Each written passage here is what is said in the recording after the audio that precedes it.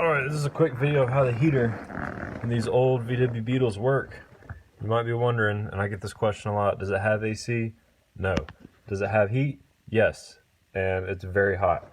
You've got right here on both sides of the floor, and then right here too, that you got heat running through. It gets very hot because it's based off the exhaust. So what happens is, this is the handbrake right here. You got these two levers on either side of the handbrake, and these control your heat. So what you're doing is you're sitting here, you pull this up, and that turns your heat on. Your car has to be running. The reason is because these cables, these connect to a cable that runs underneath the car all the way along the bottom. The cables run to these pieces right here, connects right here, and then as you pull it, you're opening this heater box. Now the heater box is right here on the engine because the exhaust heats your heat for your car.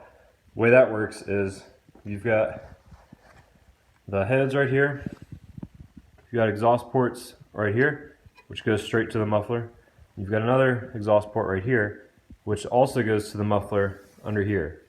So not every car has these heater boxes. It's kind of an optional thing if you build it that way.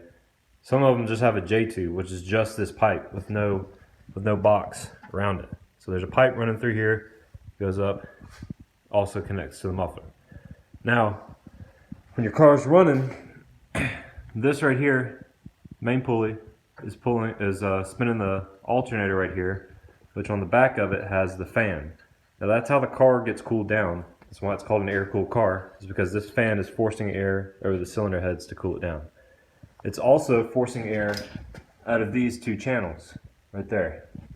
Forces air through those channels, and then it's pushing air into right there where it connects to a heater box. So it connects on both sides. The heater box, it pushes regular temperature air through here. Now the exhaust is flowing through a separate pipe inside the box. They're going against each other. It's a lot of heat exchange, a lot of heat transfer.